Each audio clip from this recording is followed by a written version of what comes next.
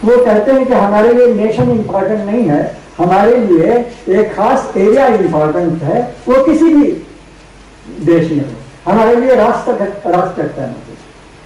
लेकिन वो जो एरिया है उनके लिए क्यों महत्वपूर्ण है?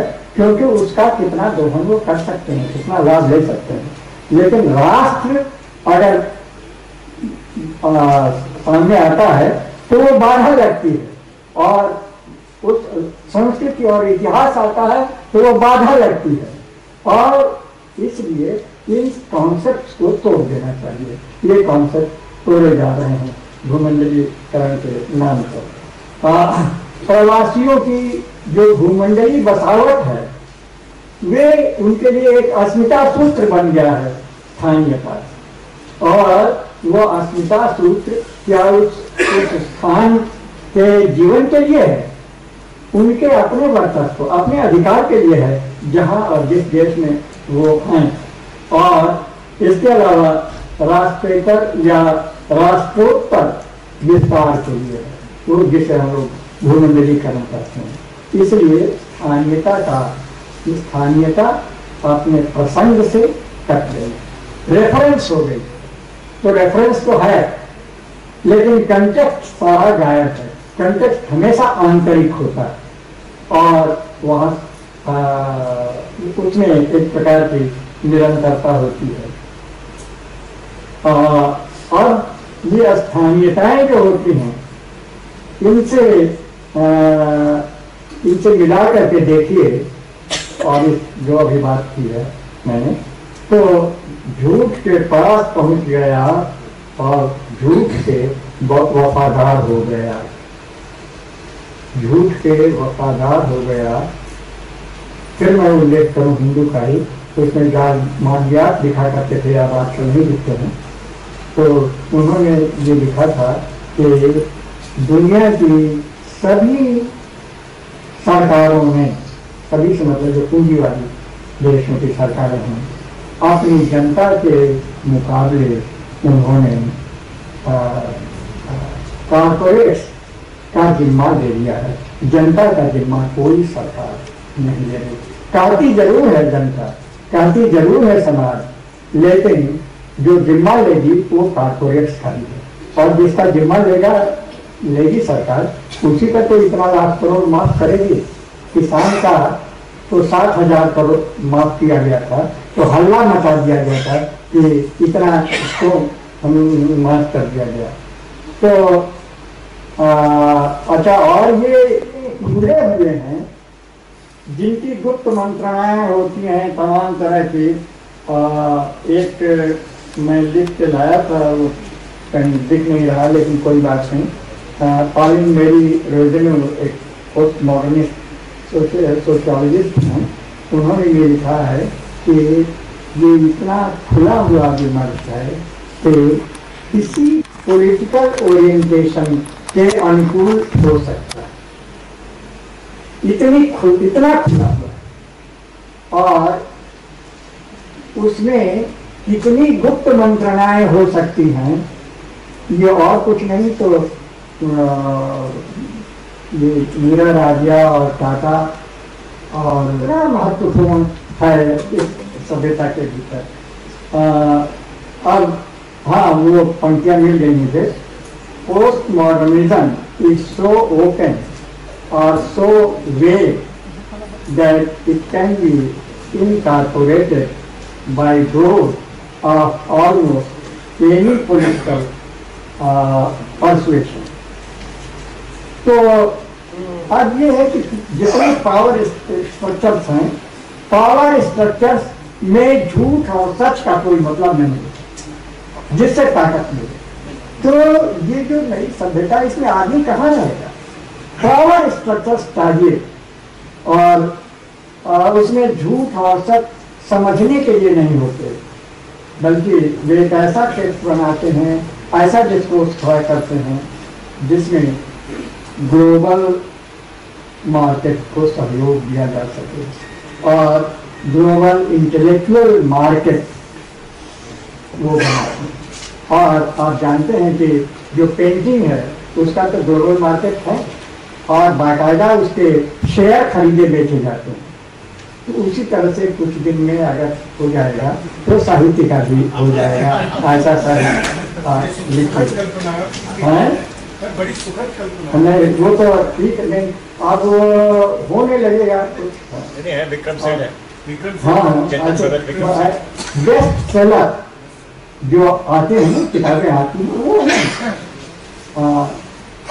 तो स्थानीयताएं जो अब हैं वे वर्चस्वी गुट की एजेंसी कैसे बन सके इसका प्रयत्न किया जाता है और इसलिए वो स्थानीयताएं अब रेफरेंस बनी है, केवल कंटेक्स्ट में नहीं है। और इसीलिए नागार्जुन केदार ने जो कहा कि सच आप कट गए, नयापन घटित हुआ कि आप सब चीजों से कट गए। एक मिनट और मिला। रामदयाल शर्मा ने केदार की कविताओं के लिए कहा है कि केदार काम चेतना के आंचलिक कर, कामज भाव जैविक और साविक होते हैं, लेकिन केदार ने उसमें भी स्थानीय तासीर पैदा कर दी और ये अपने आप में बहुत बड़ी चीज है और उसके बिना केदार को नहीं समझा जा सकता। उनकी एक कविता है जो विद्युत की कटाक्ष है पेन पर है, जो नगनागों की कृपा है वही पेन है, इस प्रदेश के जीर्ण जनों की, इस प्रदेश के जीर्ण जनों की जीवन धारा बहती है जैसे बरबसा गंध स्थल से गंध के ध्वनि दैवत जैसे बहता धृति का निर्गत हार हार कर वह नहार थी। केदार और नागार्जुन दोनों में स्थानीयता अपने भरपूर जीवन के साथ है और उसे अनुकूलित नहीं किया जा सकता, उसके कंटेक्स्ट को काटा नहीं जा सकता। लेकिन अगर आप ये सभ्यता काट देगी, काट दिया है, अब मानवीय इस मानवीय को समझे हम उस निर्णायक बिंदु पर पहुंच गए हैं जहाँ हमें ये निर्णय लेना है कि हम इस सभ्यता के में अनुकूलित होना चाहते हैं या अपनी भूमिका निभाना चाहते हैं। भूमिका निभाना चाहते हैं तो नागार्जुन केदार ही नहीं, अजय ही नहीं, शमशेर ही नहीं, हमारा सारा पिछला साहित्य हमारे साथ और नहीं।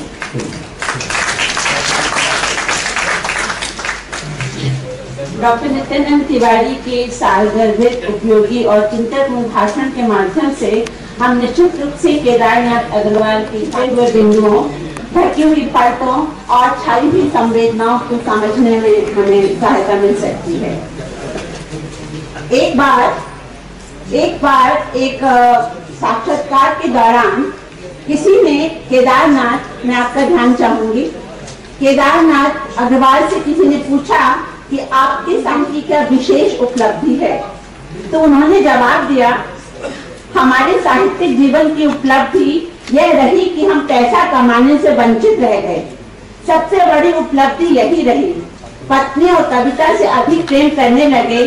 जीवन को जीने में कविता ने और पत्नी ने बहुत मदद की। समाज के किसी आंदोलन ने उतना बल नहीं दिया। मेरी एक कविता है, दुख ने मुझको जब जब तोड़ा, मैंने अपने टूटेपन को कविता की ममता से जोड़ा। जहाँ गिरा मैं कविताओं ने मुझे उठाया, हम दोनों ने वहाँ प्रात का सूर्य उगाया। ये हमारी जिंदगी है, संबद्धता जीवन है। नहीं तो शून्य में बैठे हुए शून्य महल में घुस जाइए, मर जाइए। चेतना की दृष्टि में सबसे जुड़ते रहना चाहिए। कविता से ही जिंदा हूँ, नहीं तो ब्लैक मार्केटिंग करता बनिया जा।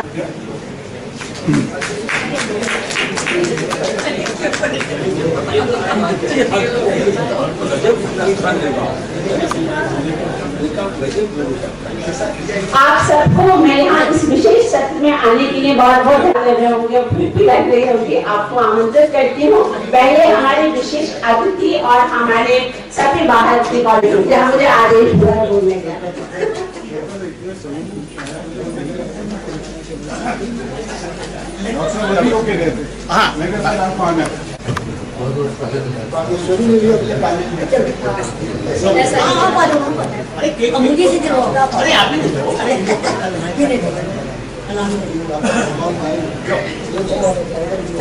आप उधर जाओ, कौन सा मित्र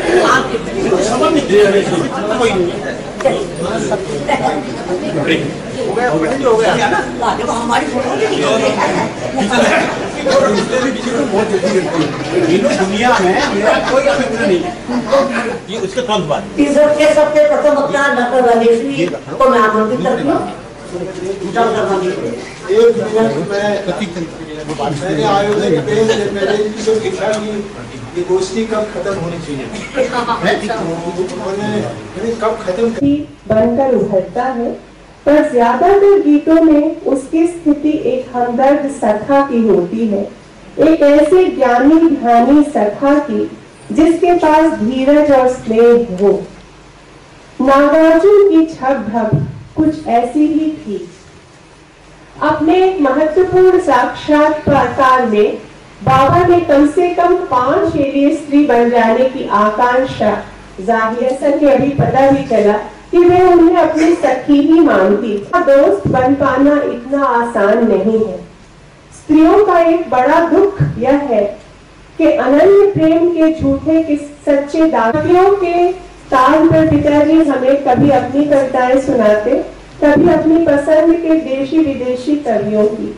कटहली चंपा की गंध और चांदनी का प्रकाश जादू से उन सारी कविताओं में प्रवेश कर जाता, जो फिर हमारी छिपती आंखों के जाता और फिर हमारी छिपती आंखों के रास्ते हमारे अंतर में। ये बारी आई तो शशि भूषण जी के सिर पर प्यार से अपना हाथ फेरती हुई वो झट से बोली, लिख द भूषण के चाची।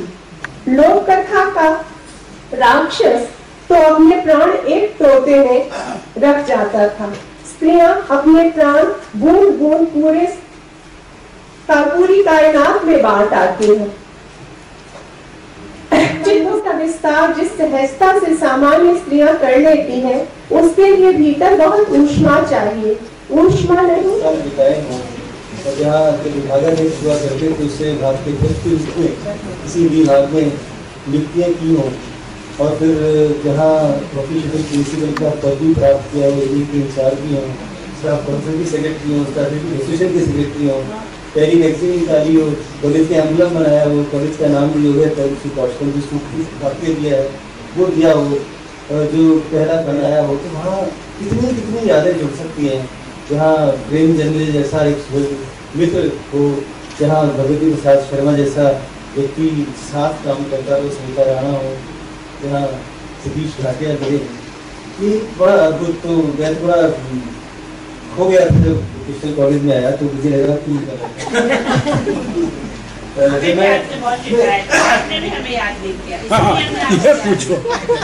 देखो मैं 30 लोगों ने याद किया, मैंने अकेले 30 को याद किया। ऐसा अभी बाबा को याद करो। लेके जाते थे, बहुत दाड़ के साथ रखते थे, पर उनको घुमाते थे। वही प्रवृत्ति मुझे लगता है कि उनकी भोटड़ी प्रवृत्ति के प्रादुर्भाव बिंदु के रूप में स्थापित थी। और जहाँ उनके पिता जाते थे 3-4 मास किसी एक जगह रहते थे, उसके बाद आगे बढ़ते। ये प्रवृत्ति आपने अभी सुना भी और आप जानते भी हैं, सभी लोगों के बाबत में ये अंत तक रही। अंत में कुछ कम हो जिसका किया, क्योंकि वो जहाँ रहने लगे थे और स्वास्थ्य ज़्यादा खराब होने लगा, क्योंकि उनको जाने नहीं दिया जाता था, पर उनका मन ऐसा ही। मैं कुछ बातें आपको बदल दिया। जमैया का बाबा भी उसका दूसरा नाम बदल के इमरतिया कर दिया, और ऐसे ही गुमसाब और चंपा भी एक ही हो गया। ये कुछ कभी आश्चर्य होता है कि ये ऐसा क्यों हुआ, या बाबा की ऐसी कौन सी स्थिति थी जो विडम्बना की विद्युत स्थिति तक पहुँचाई, जहाँ उनको व्यवहारिक रूप से ऐसा करने पर मजबूर होना पड़ा। ये कुछ प्रश्न है। और पारो नहीं पाओ अगर बलचन माँ उनसे मैथिली में लिखे थे। और हम सब जानते हैं बाबा ने व्यक्तियों पर व्यक्तिगत काव्य जो है व्यक्तियों को लेकर के जो लिखा वो संभवतः सबसे अधिक लिखते हैं। उन्होंने गांधी पर, नेहरू पर, रविन्द्रनाथ ठाकुर पर, Lenin, Bharatendu, Morarji Desai, Gulzarilal Nanda, Stalin, Eisenhower, Nirala, Rajkumar Chaudhary, Shailendra, Sanjay Gandhi, Indira Gandhi, Mayawati और बचेंद्री पाल पर भी बिना हिचक के कहा जा सकता है कि कबीर के बाद दिल्ली में नागार्जुन से बड़ा दूसरा जहनकार पैदा नहीं हुआ। तब लोग ज्यादा चौंके नहीं थे कि कहीं उस बात में सब लोगों को सच्चाई नजर आ रही। और उन्हीं नामवर सिंह के लिए बाबा ने जिस विजयना शैली का परिचय दिया बहुत साफ साफ लिखा, वो भी आप लोग शायद परिचित हो। वो लिखते हैं नामवर के लिए हमको बहुत दया आती है, इतना मेधावी व्यक्ति और एक लाइन नहीं लिखता। ये बैठना तो उसे झाड़ दिया, उसको बिछाया तो बैठ गए, उसी को ओढ़ लिया और जब कुछ खाया पिया उससे हाथ में पहुंच ली। तो बाबा का अंगूठा बड़ा निर्गम था और जो बाबा का झोला था उसका कमाल का। बाबा के झोले में बढ़िया झोला। ट्रांजिस्टर की बात बताई तो मुझे भी एक दिन कहने लगे कि मुझे ट्रांजिस्टर चाहिए। तो मैंने कहा कि मैं एक लाया, मेरे फिजिक्स से मित्र आए हुए थे और मैंने उनको ट्रांजिस्टर दिलाया तो उसको बजाया के फिर उसको ले लेंगे, बाकी कुछ नहीं है। और मैं उनको लेने के चांदी तो क्लास कर मार्केट में गया और क्या 40 से 42 में ट्रांजिस्टर मैंने लिया। तो उनके झोले में ट्रांजिस्टर रहता था, एक अजीब सा डंडा रहता था, 1 किलो की बोतल रहती थी और दमे की दवाई रहती थी और एक प्लास्टिक की डिबिया रहती थी। डिबिया में सौंफ, इलायची वगैरह कुछ रहती थी ऐसी चीजें। मैंने उनसे प्रश्न किया था कि आप नहाते क्यों नहीं है? कहते तुम्हें नहीं मालूम नहाने से उम्र कम हो जाती है। अगर उम्र लंबी करनी हो तो बुढ़ापे में स्वास्थ्य ज्यादा अच्छा नहीं होना चाहिए। यदि अधिक उम्र में स्वास्थ्य अच्छा रहेगा तो व्यक्ति परिवार और समाज को परेशान करेगा। इसलिए बेटा मैं स्वस्थ ही रहना चाहिए।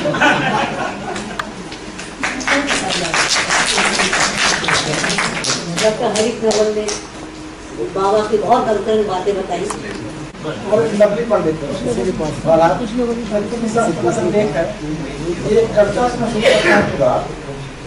ये कविता अप्रकाशित है। काश आंखें पीठ की ओर होती, काश पीठ के कान होते, काश सिर खिसक कर कभी कभी देख के नीचे आ लगता।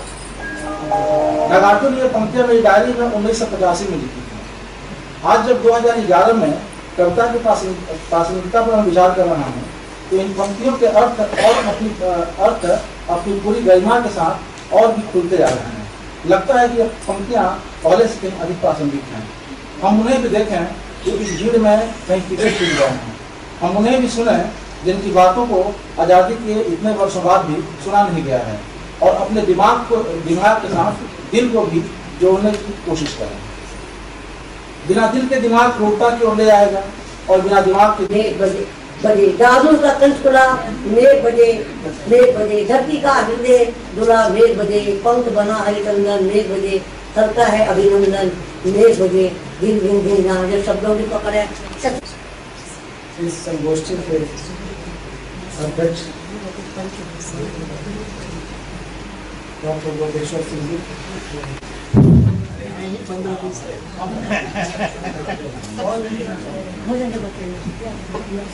सुबह से जो मैं सुन रहा था, हम अपनी अपनी जगह पहुंचना किसी को उठाने से ज्यादा जरूरी लगता है। मुक्ति बोध ने एक कविता लिखी है बुरी बुरी खाकजूल में, जिसमें उन्होंने लिखा है कि जीप में मैं जाना चाहता था, बहुत भरी हुई थी और उसमें कुछ लोग लटक के जा रहे थे, मैं छूट गया। लेकिन अब ये जो पेड़ की छाया, पंप का पानी है, ये दोनों इतने अच्छे हैं कि वो बेचारे जो जीप में लटक के जा रहे हैं उनको ये नसीब नहीं होगा। कविता की प्रासंगिकता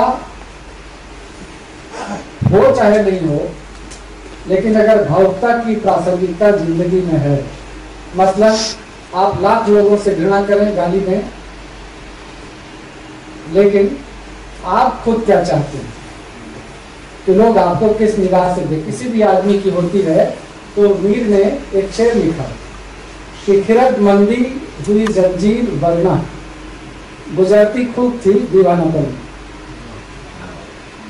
कभी कभी अकल और दुनियादारी इतनी बढ़ जाती है कि दुनिया उससे तबाह हो जाती है। और ये तबाही हम आज देख रहे हैं। एक बहुत मंद देश, अकलमंद देश हमारे। लेकिन आप सोचें कि जिस दिन जिनको आप कम पढ़ा लिखा, गया गुजरात, गंवार समझते हैं, अगर उन्होंने आपकी दुनियादारी और चालाकियां सीख ली, इन महानगरों का जिनमें करोड़ों लोग बसते हैं, उनका क्या होगा। इसलिए कविता की प्रासंगिकता वस्तुतः जिंदगी में इन चीजों की प्रासंगिकता का बचा रहे। इसलिए विज्ञान ज्ञान दे सकता है, समाज विज्ञान भी ज्ञान दे सकता है, लेकिन मनुष्य को मनुष्य तक पहुंचाने का ज्ञान और उसकी कला जिसको आती है, उसका नाम साहित्य है। इसलिए कविता की प्रासंगिकता पर जो लोग सोचते हैं, वे जान लें कि कविता की प्रासंगिकता वस्तुतः समाज में मनुष्यता के बचे रहने की प्रासंगिकता है। दूसरी बात ये कि हमारे जमाने में ही नहीं, बहुत सारे जमाने में हमेशा कोई मुझसे लोगों ने पूछा कि साहब आप उनकी इतनी तारीफ क्यों करते हैं, इतनी वकालत क्यों करते हैं, मुझे तो लिखना नहीं आता। मैंने कहा मुझे मंजूर है कि मुझे लिखना नहीं आता, लेकिन जिन्हें लिखना आता है उनसे मेरे लिए वो इसलिए महत्वपूर्ण है, उन्हें ये मालूम है कि लिखना क्या है। बहुत सारे लोगों को लिखना आता है, लेकिन वो ये नहीं लिखना क्या है। इससे बेहतर है कि आप ये जाने कि लिखना क्या है और क्या होंगे। अभी वो सवाल एक आदमी का सवाल नहीं था, वो पूरे एक समाज का, एक पूरी परंपरा का, एक पूरी जाति का, एक पूरी राष्ट्रीयता का सवाल था। वो व्यक्ति का प्रश्न नहीं था जिसको हमारे राष्ट्र कवि ने उठाया। बाद में जो प्रयोगवाद वगैरह आया, जो भी कुछ आया, उसमें ये सवाल हुआ कि व्यक्ति और समाज का रिश्ता क्या है और व्यक्ति की आज्ञा संदर्भ में क्या है। ये आगे के बारे में उठाए गए सवाल। मैं आप लोगों से पूछना चाहता हूँ कि जहाँ समाज ही गुलाम हो, अविकसित हो, जहाँ समाज भुखमरी के दौर से गुजर रहा हो, जहाँ समाज में शोषण हो, अत्याचार हो, अन्याय हो, तरह तरह की व्यवस्थाएं हैं आदमी को छोटा करने के लिए, वहां का ये सबसे बड़ा सवाल है कि व्यक्ति की स्वतंत्रता क्या चीज है। मैं इस सवाल को हटा नहीं रहा हूं, लेकिन सवाल एक आप उठा कर रहे हैं। एक विकसित सवाल समाज में, एक निर्माणाधीन समाज में, और तुमको दुख है काव्य संकलन दीपक चार्ज। आप जरा दोनों सवालों में विचार करें कि आपको अपने काव्य संकलन की चिंता और साहित्य कला की जो 64 कलाएं हैं उसमें साहित्य का कहीं नाम नहीं। जो 64 कलाएं गिनाई गई हैं उसकी सूची आप देख लीजिए, जगह जगह छपी हुई है, उसमें साहित्य कहीं नहीं। साहित्य प्रेमचंद जैसे बड़े लेखक का क्या होगा।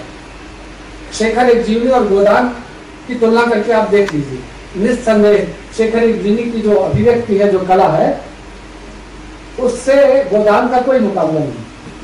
जहां तक भाषा का सवाल है, उसके वाक्य विन्यास का सवाल है, उसके सोचने का सवाल है, शेखर एक जूनी बहुत आगे है। लेकिन शेखर एक जूनी जो सवाल उठाता है और गोदान को पढ़ते हुए हमारी चेतना में जो सवाल उठते हैं, उसमें से किस लेखन को पढ़ करके हम ज्यादा इंसान होते हैं, ज्यादा मानवीय होते हैं, ज्यादा सचेत होते हैं, ज्यादा संवेदनशील होते हैं। और ये दूसरे ने नहीं, अगे नहीं लिखा कि ठीक है कि हमारे पास कला बहुत बड़ी है, हमारी कला बहुत सूक्ष्म है, लेकिन जैसी संवेदनशीलता और व्यापकता और उदारता प्रेमचंद में है, वैसी तो हम में से किसी के पास नहीं। तो इसलिए हम नागार्जुन को कैसे सोचें, नागार्जुन के बारे में कैसे विचार करें, इस पर विचार करें। मैं पिछले दिनों जब साहित्य अकादमी में आया था, दूध में, सब्जियों में जो कुछ किया जा रहा है, तो संवेदना कहाँ गई। इसको न समाज विज्ञान कुछ कर सकता है, न अर्थशास्त्र कुछ कर सकता है, न राजनीति कुछ कर ही नहीं पाते। तो ऐसी स्थिति में कौन है जो मनुष्य की रक्षा में आएगा? वो शायद साहित्य है। इसलिए ये जो अनगढ़ता की बात जो लोग करते हैं, आप देखें कि भारतवर्ष में पढ़े लिखे लोगों की संख्या कितनी है, कितने लोग शिक्षित हैं। हालांकि मैं मानता हूं कि शिक्षित के नाम पर जितने सारे लोग हैं हम विश्वविद्यालय के लोग। अगर रामायण की कथा के आधार पर देखें तो रावण की जाति और बिरादरी में तो आते हैं, लेकिन शबरी और जटायु की बिरादरी में नहीं आते। मानवीयता में और उनकी मानवीयता में जबरदस्त फर्क। जिस दिन किसान भी हमारी तरह चालाक हो जाएगा उस दिन हमारा दिल्ली का, कलकत्ता का, मुंबई में रहने वाले लोगों का जीना मुश्किल है। मैं ये भी सवाल कभी कभी पूछता हूँ कि आप लोग जरा बताएं कि गेहूं का खेत और चने के खेत में क्या फर्क है? किस खेत में चना बोया जा सकता है और किस बोया जा सकता है? यहाँ जितने पढ़े लिखे लोग हैं मैं समझता हूँ कि अधिकांश लोग नहीं बता पाएंगे। एक हाथ से क्या मैंने अधिकांश शब्द का प्रयोग, लेकिन ज्यादातर तो नहीं बता पाएंगे। वाइस चांसलर से पूछिए में जो उन्होंने कविता लिखी है, आप उस कविता को याद कीजिए।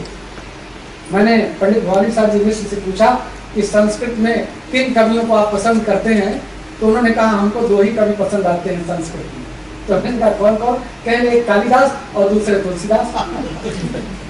तो मैं चौंका, मैंने कहा ये आप क्या कह रहे हैं? कह रहे अरे भाई क्या बहुत बड़ा प्रोथा लिख देने से हम मान लेंगे बड़ा कवि है? 2 पंक्तियों से भी पता लग जाएगा कि ये कैसा कवि, ठीक है ना। शांताकारं भुजगशयनं पद्मनाभं सुरेशं वर्णानाम अर्थ संज्ञानाम रसानाम छंदसामपि मंगलानाम च कर्तारो वंदे वाणी विनायको। ये जो तुलसीदास है तो उन्होंने कहा आती है, तो जानते हैं गालिब ने किसका नाम लिया?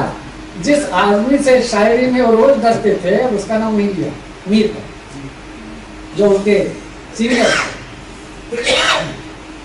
उन्होंने नाम लिया खुसरो का। अलाउद्दीन खिलजी के जमाने में चले गए, बीच में किसी का नाम नहीं लिया। उन्होंने कहा या तो खुसरो को आती थी या मुझे आती। अपनी ओर से नहीं कहता। मैंने गालिब का अहंकार फारसी को लेकर कैसा, देखते कि तुम्हें नहीं हो उस्ताद शायर, अगले जमाने में कोई मीर नहीं। तो सवाल यह है कि नागार्जुन क्या करते, जिसके लिए लिखना था उनकी भाषा में लिखते या उनकी भाषा में लिखते? तो जवाब आया कि महात्मा गांधी के पास छोटा से छोटा आदमी भी, इंसान भी मिलने जाएगा तो बड़ा होकर लौटेगा। और हम सब लोग आपस में और अपने आसपास के लोगों से मिलने कभी कभी जाते हैं, अपने अधिकारियों और मंत्रियों से, तो निरंतर छोटा होकर लौटे, इसलिए वो महात्मा। अब इसका उल्टा आप लगा लीजिए। तो उन्होंने कहा कि तुम प्रोफेसर हो ना? तो मैंने कहा प्रोफेसर तो हूँ, लेकिन अन्न और फल का क्या फर्क है? आपका मकसद भी क्या है मैं समझ नहीं पाया। कहने नहीं, मैं तुमको अपनी जिंदगी का एक किस्सा सुनाता हूँ। मैंने कहा क्या? कहने जो बनारस से मैं पढ़ के आया तो हमारे एक चचिया ससुर थे, उन्होंने कहवाया कि वो बैद्यनाथ को भेजो जरा, मैं उसका इम्तहान दूंगा। तो मैं तो कुएं की जगह पर बैठे थे, तो मैंने कहा क्या हुआ? कहने अच्छा तो तुम काशी से पढ़ के आ गए?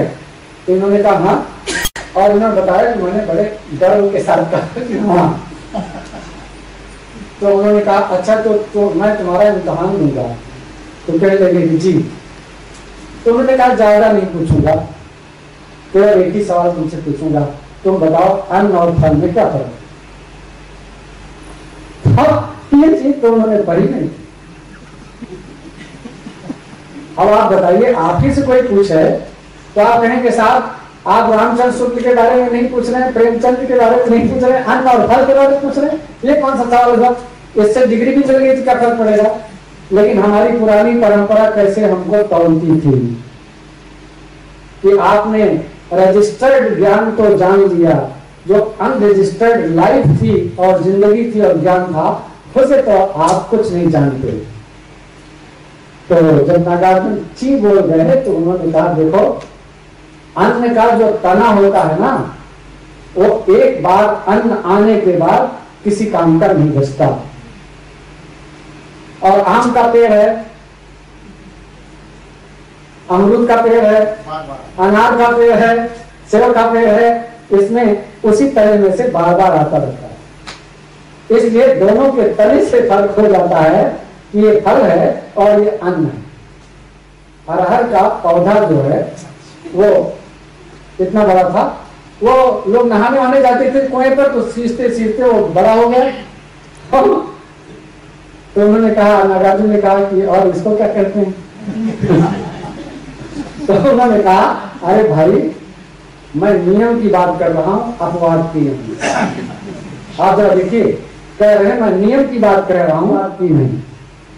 तो ये कुछ बातें थी। मेडिकल मेंबर बना था, ट्रेजरर था, इसीलिए फिर ये स्वघोषित मेरी बड़ी बहन हो गई। तो इसलिए ये जो कृपा कर रही है कि आधा घंटा मैंने अध्ययन कर लिया, तो इसमें कुछ बड़ी दीदी का स्नेह दिया है। हाँ तो खैर मंच पर उपस्थित दम लगाकर खिसकी। तो खैर वो भाषण झाड़ के खिसके, तो खैर नाम लेना उचित है। मुझे बहुत प्रसन्नता है कि एक बहुत ही वो बड़े यायावर हैं, ने पूरी दुनिया देखी है नागार्जुन की तुलना में। उनका रचनाकार व्यक्तित्व बड़ा है, लेकिन उस दौर का कवि बड़ा है नागार्जुन, ऐसा मेरा मानना है। तो मुझे बताया गया कि जो कविता से कमिटमेंट है आगे का वो बड़ा है, और शब्दों को जितने शब्द दिए हैं आगे ने मुझे लगता है उनके दौर दूसरे कवि ने तो काफी सफलता नहीं मिली। और बड़े बड़े नेताओं से, जयप्रकाश नारायण से लेकर अर्जुन सिंह तक उनका एक तरह से दोस्ताना रिश्ता है। भाई नरेंद्र आए, जो साहित्य पर भी गहन पकड़ रखते, भाई नरेंद्र आए और बाबा का चरण स्पर्श किया उन्होंने। बाबा ने आंख उठाकर देखी और भोजपुरी में पूछा, क्योंकि भाई नरेंद्र की मातृभाषा भोजपुरी थी, नागार्जुन भोजपुरी भी बोलते थे। उन्होंने पूछा कि बैठा नरेंद्र क्या कर रहा है, क्या कर रहे हैं? नरेंद्र ने कहा कि कुछ नहीं कर रहे हैं बाबा। तो उन्होंने पूछा कि तुम जो एक अखबार निकालते थे, तो साप्ताहिक एक अखबार निकालते थे, तो उन्होंने कहा कि अब अखबार नहीं निकालना, छोड़ देंगे। तो उन्होंने पूछा कि क्यों? कहा कि अखबार निकालना बहुत कठिन काम बा, बहुत मुश्किल काम। नागार्जुन ने पूछा तो आसान क्या है? आसान काम भाई नरेंद्र के मुंह से निकला, कविता लिखना। अच्छा आसान है तो लिख कर दिखा। और आधा घंटा वो बमकते रहे, जिस बमकने शब्द की चर्चा इन्होंने की, वो बमकते रहे। और भाई नरेंद्र पैर पकड़कर माफी मांगते रहे। आसपास 48 वहां से चलकर यही धुआं में खोज रहा था, यही आग में चाह रहा था, ये नक्सलवादी हम और जयप्रकाश के अंदर। और भोजपुर नागार्जुन की पैठ है, कैसे वो आंदोलनों की बात, पतंगे लूट रहे हो, चंदू मैंने सपना देखा नहीं है। अनेक आइडेंटिटीज, अनेक अस्मिताएं इसके विकास के तहत उभर कर सामने आती हैं। अनेक नई अस्मिताएं भी पैदा होती है। मसलन मजदूर वाली चीज है, ये एक आइडेंटिटी है जिसको जो है केदारनाथ अग्रवाल ने समझा और पहचाना। होता क्या है कि हम लोग अगर व्यक्ति त्रिपाठी जी की किताब में, त्रिपाठी जी ने एक बहुत अच्छी किताब जो है लिखी है केदारनाथ अग्रवाल पर, मैं ज्यादा समय नहीं दूंगा, 3-4 और बातें करूंगा जिससे कि इस बात को आगे बढ़ाना जा सके। त्रिपाठी जी ने कहा कि व्यक्ति लिखा है कि व्यक्ति और कविता केदार के जीवन बोध के मूल स्रोत थे, यानी व्यक्ति को महत्व केदार देते हैं। कई जगह लिखा है कि मैं जो है सृष्टा हूं, देन है, पैदा हुआ, मजदूर वर्ग है, इतिहास की देन है, पैदा हुआ। ये इतिहास की चीज है, ऐतिहासिक घटना है, परिघटना है। और सवाल ये यहाँ पैदा होता है कि अगर आप वही होके रह जाते हैं, मसलन व्यक्ति को पहचाना, आगे की पूरी कविताओं में आप देख लीजिए व्यक्ति को बहुत महत्व दिया गया, एक नई चीज थी, उन्होंने पहचानी, उसको चित्रित किया, उसको महत्व दिया। लेकिन आप अगर यही तक होके सीमित होकर रह जाते हैं, फिर आपका दायरा बहुत सिकुड़ जाता है। यहां से क्या है कि केदारनाथ अग्रवाल की जहां तक आप बात करें तो प्राणी मात्र के जो विषय हैं, जिसको मैंने कहा कि प्राणी मात्र के विषय प्रकृति और प्रेम, यहाँ व्यक्ति को महत्व देते हैं, कविता को महत्व देते हैं। कविता भी अपने आप में एक इकाई आइडेंटिटी है, उसकी पहचान अलग से करते हैं साहित्य की और कविता की। यहां से वो क्या करते हैं कि अन्य जो आइडेंटिटीज हैं, जो अन्य अस्मिताएं हैं, उनको वो अपने भीतर समाहित करते हैं और उनको बराबरी का दर्जा देते हैं। असली बात है, समाहित करना भी अपने आप में कोई खास बात नहीं है कि आपने समाहित किया और आप उसके ऊपर चढ़ के बैठ गए, उसकी आइडेंटिटी खत्म कर लिया आपने, नहीं। आप उसकी आइडेंटिटी सुरक्षित रखते हुए आप उसको समाहित करते हैं अपने भीतर और आप उसको बराबर का सम्मान देते हैं। इस तरह की आइडेंटिटी क्या है? मजदूर है, इस तरह की लोक है, बुंदेलखंड है, जातीयता है और बहुत छोटी छोटी चीजें जो मैं असली बात जो अपने आप लोगों को बाद में बताऊंगा, वो ये कि बहुत सारी जिसको हम लोग आज कहते हैं कि पहले ध्यान नहीं दिया गया, मसलन मजदूर वर्ग में पैदा हुआ, मध्य वर्ग उसमें से निकला, वो विकास कर गया, डाउन टूडन फिर भी बचा रह गया, बहुत सारी लोक इकाइयां बची रह गई। भूमंडलीकरण के इस विश्व पूंजीवाद के आक्रमण के बावजूद, ये पहले भी हुआ है, उसके बावजूद है, जब ऊपर ऊपर जो है वो होता है ठोस पूंजीवाद और भीतर वही इकाइयां हमारे समाज में बनी रहती हैं, बची रहती हैं।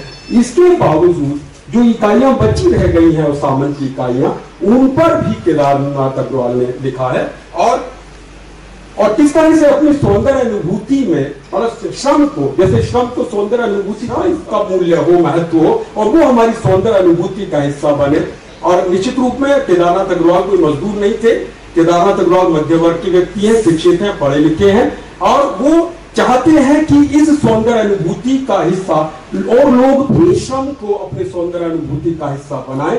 इस रूप में बहुत सारी कविताएं लिखते हैं और वो कविताएं प्रभावित करने वाली होती हैं। उनमें लय, काव्य का सौंदर्य मौजूद होता है, उसमें अच्छा कवित्व होता है, क्योंकि बिना कवित्व के वो कविता को नहीं मानते हैं। फिर वो त्रिलोचन की कविता है जिसका वो जिक्र करते हैं, धूप सुंदर धूप में जब रूप सुंदर, तो वो उसके बाद उस कविता को उद्धृत करते हैं। बातचीत में भी कई बार हुआ है, केदार जी दिल्ली आए हैं और हम लोगों ने उनका कार्यक्रम भी कराया था, तो बातचीत में कहते हैं कि ये क्या सुंदर सुंदर सुंदर, हाँ, रूप सुंदर जब रूप सुंदर अति सुंदर, ये कविता बोले क्या सुंदर सुंदर, सुंदर दिखावे, वो बाद में उसको ऐसे कहते हैं दिखावे, सुंदर कुछ सुंदर सुंदर दिखावे, पर एक स्थापत्य उसमें होना चाहिए उसमें। और इस क्रम में संश्लिष्ट बिंबों की योजना, संश्लिष्ट चित्रों की योजना वो करते हैं। और मित्र संवाद में तो निराला की कविता राम की शक्ति पूजा में वो कहते हैं, रामलाल जी को लिखते हैं कि नहीं इसमें चित्र नहीं है, ये थोड़ी कमी है, ईट्स की रचना ज्यादा बढ़ी है, इस तरह की डिबेट है उसमें। मैं आपको एक कविता उनकी प्रभात, आप देखिए कि किस तरह का संश्लिष्ट एक तरह से तमाम तरह की अनुभूति है। आगे देखिए इसमें क्या है कि चने देखते हैं, एक टोली में खड़े लाखों चने सब मत होकर घंटियां टुन बजाते, शाम तन को पूर्ण विद्रुम घात देखा।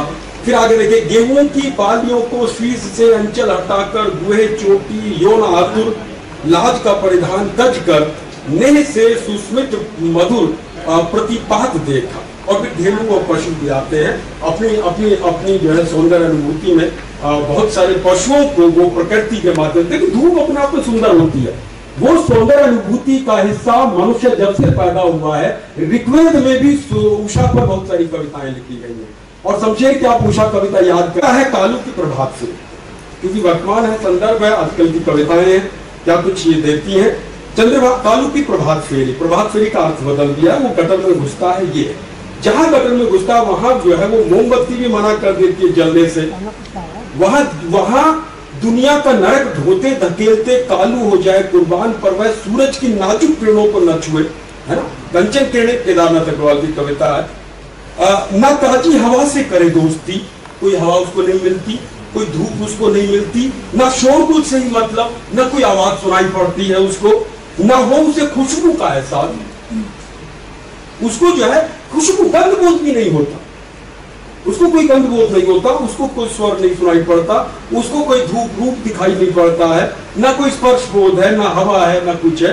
तो इस तरह का जीवन अगर आदमी जीता है पशुवत जीवन, तो वो इंद्रिय बोधों से बहुत दूर है। केदारनाथ अग्रवाल चाहते थे कि मनुष्य स्वस्थ हो, मनुष्य आजाद हो, व्यक्ति भी आजाद हो और वो आजाद होके इस तरह का स्वस्थ सुंदर जीवन जी सके। कर्रा नाले पर कविता है, नदी पर भी है, नदी के सौंदर्य पर है, और कर्रे नाले पर भी है कविता।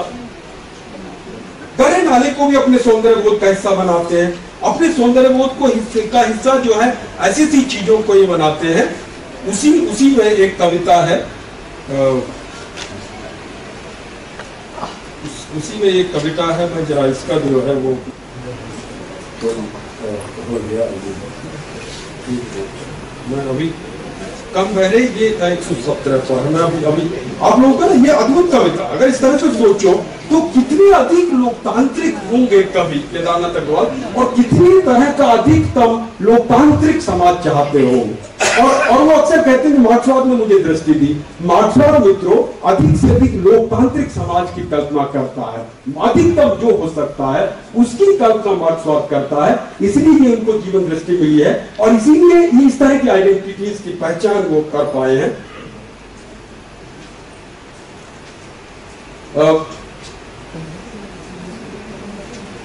ये देखिए कल मेरे छोटी सी कविता है, बहुत छोटी छोटी कविताएं किताब में लिखी है, उनमें एक ये भी है, कोई नहीं सुनता झड़ी पत्तियों की झिरझिरी।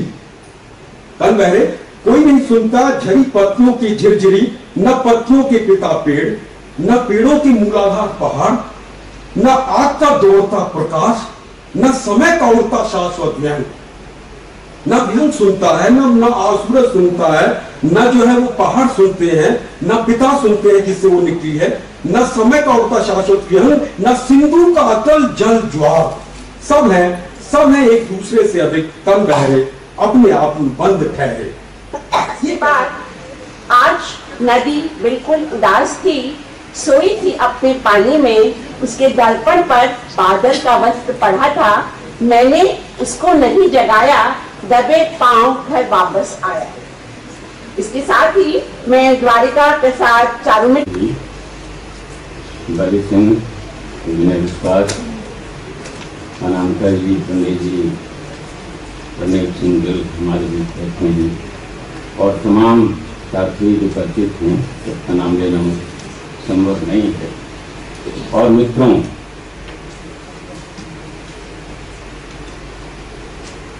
ये सुखद संयोग है कि एक साथ 4 कवियों का जन्म शताब्दी वर्ष मनाया गया। इनके साथ फैज अहमद फैज और असारुल मजाज का भी नाम जोड़ा जाना चाहिए। इनमें से एक कवि को छोड़कर बाकी सारे के सारे कवि प्रतिबद्ध कवि माने जाते। मौजूद के सत्र में मैं देख रहा था कि सभी लोग नहीं थे, सार्वभौम प्रेम के सार्वभौम मानवता के वो गायक हैं। देश काल से परे देशा कालातीत हो जाते हैं। तो ये एक प्रस्तुति है, लेकिन इसका अर्थ ये नहीं प्रेम नहीं था, मैं ये नहीं था, लेकिन ये जो तरक्की पसंद जो शायरी रही उसमें आंचलिकता से गहरा लगाव जरूर रहा। और नागार्जुन को आप देखिए कि उनका जो तरौनी ग्राम कविता, ये जो सिंधु तिलकित भाल कविता केरल प्रवास के दौर में लिखी, उसमें वो अपनी पत्नी के वहाँ सिंदूर तिलकित भाल भी नहीं आता, बल्कि अपने गांव के लोग, स्वजन, वहाँ के पेड़ पौधे, ताल मखाना, लीची, आम, तमाम चीज़ें, चंदन बरनी धूल, तमाम चीज़ें याद आती। और इसीलिए जब केदारनाथ अग्रवाल नागार्जुन के बांदा आने पर एक लंबी कविता लिखते हैं, तो नागार्जुन को मिथिला अंचल की तमाम संस्कृति और प्रकृति को भी याद करते हैं।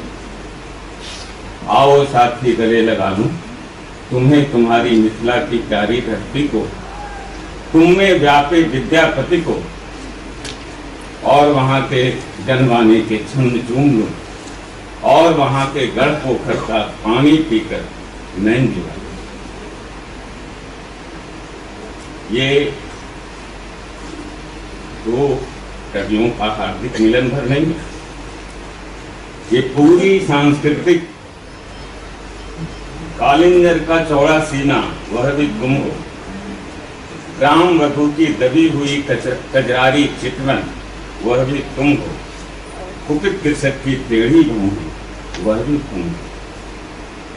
कभी एक व्यक्ति भर नहीं है, उसमें समाज के सुख दुख झलकते हैं, अपने वर्ग और समाज की मुस्कान और क्रोध शोभन तमाम चीज चाहिए। तो ये एक सांस्कृतिक मनुष्य की आवाज। और इसी संदर्भ में हमें जो इन कवियों की जो गहरी मिटिया है, मैं चाहता हूँ उनके मानववादी बातों को थोड़ा सा उजागर करूँ।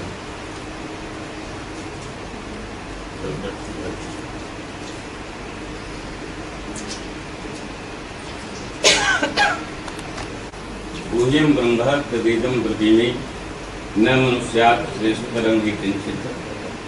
एक गुप्त रहस्य मैं आपको बताता हूँ कि मनुष्य से श्रेष्ठ और कुछ नहीं।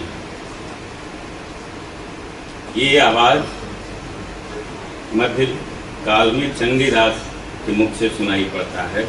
सुनो रे मानुष भाई, सवार ऊपर मानुष आगे बढ़ना है। हे मनुष्य भाइयों सुनो, सबसे बड़ा मनुष्य सत्य है, उससे बढ़कर के उसके ऊपर कुछ नहीं। ये मनुष्य सत्य भक्ति काल के कवियों में सुनाई पड़ती, लेकिन भक्ति काल की जो कविता है वो धर्म और अध्यात्म के प्रभाव से मुक्त नहीं हो पाई। धर्म और अध्यात्म के प्रभाव से पहली बार उसे तरक्की पसंद और प्रगतिशील कविता ने मुक्त किया। केदार, नागार्जुन, त्रिलोचन, मुक्तिबोध सच्चे अर्थों में मानववादी और ये विज्ञान का, तर्क का जो है, और उस तर्क और विज्ञान का प्रभाव के कारण एक तर्क संगत वैज्ञानिक मानववाद का जन्म हुआ है। केदार जी की ऐसी बहुत सारी कविताएं हैं जिसमें वो धर्म और अध्यात्म, धार्मिक रूढ़िवाद, अंधविश्वासों पर करारी चोट करते हैं।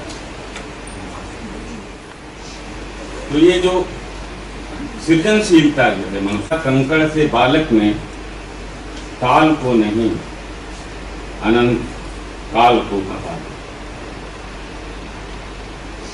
जब एक बच्चा अनंत काल को एक कंकड़ से कपा सकता है तो जागा हुआ मनुष्य क्या नहीं कर सकता? वह इतिहास की धारा को मोड़ सकता है। तो मनुष्य की सृजनशीलता में जो अप्रतिम विश्वास है केदार जी का, वो जगह जगह व्यक्त होता है। एक और कविता उनकी है जिसमें का यह स्वर्ण दिन है जो हमारे पूज्य प्रभु जी आर्तनाद मनुष्य का सुन, कोयले की आग में आ, रोम से तन से हृदय से आज पहली बार निकले तीन मानव जाति का यह स्वर्ण दिन।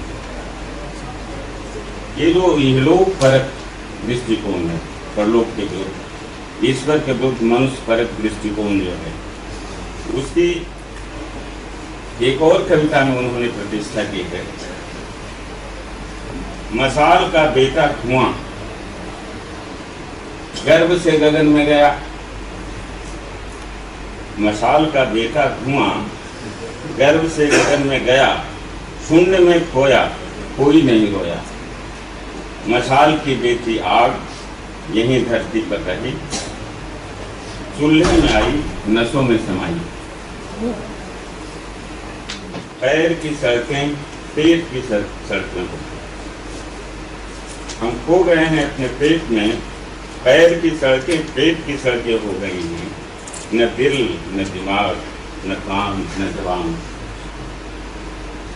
आदमी की पहचान जब पेट हो जाए तो पुरुष का कितना और पालतू बन जाना लाजमी होता है, स्वाभाविक। सिर के अंदर शहर पिट गया, पेट के अंदर पुरुष पिट गया। पाँव हैं कि पहाड़ तले दबे हैं, हाथ में पैर। दरअसल क्या है, मिट्टी को होता है गंदी आबादी के नाले को काट। एक और कविता आप लोगों ने बी ऑनर्स में कानपुर कविता है, जिसमें सभ्य आदमी के समाज ने आदमी के साथ कैसा सलूक किया। हाट, धर्मशाला, अदालतें, विद्यालय, विश्वविद्यालय सारे, होटल, दफ्तर, बूचड़, खाने, मंदिर, मस्जिद, हाट, सिनेमा, श्रमजीवी तो उस हड्डी पर टिके हुए हैं जिस हड्डी को सभ्य आदमी के समाज में पीढ़ी तक चुनू। एक तरफ आदमी के बेटों के प्रति गहरी सहानुभूति, संवेदना, मानवीय संवेदना, और दूसरी तरफ सभ्य आदमी के समाज के प्रति तीखी घृणा। प्रेम और घृणा का ये जो द्वंद्वात्मक संबंध है, वही केदारनाथ। उनकी कविता संग्रह पत्थरों का क्या है विशेष चर्चित है, और इसके लिए उन्हें हिंदी अकादमी का साहित्यिक कृति सम्मान भी मिला है। और उनकी आलोचनात्मक पुस्तक आज की कविता विशेष चर्चा में है, विनय विश्वास।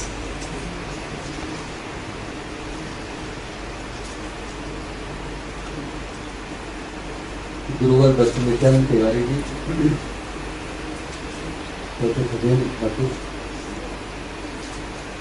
द्वारिका जी, वरिष्ठ मित्रों, उद्घाटन सत्र में अशोक वाजपेयी जी ने एक स्थापना की थी कि हिंदी में प्रकृति के अंतिम सबसे बड़े कवि हैं अज्ञेय। मैं जो कुछ कहना चाहता हूं उसे इस स्थापना की असहमति के तौर पर लिया है, ये अनुरोध आपसे करता हूं। एक छोटा सा लेख मैंने लिखने की कोशिश की है, शीर्षक है उसका पानी, धूप और धरती के कवि केदार। बीच बीच में से कुछ कोशिश करूंगा कि कुछ छोड़ भी सकूं।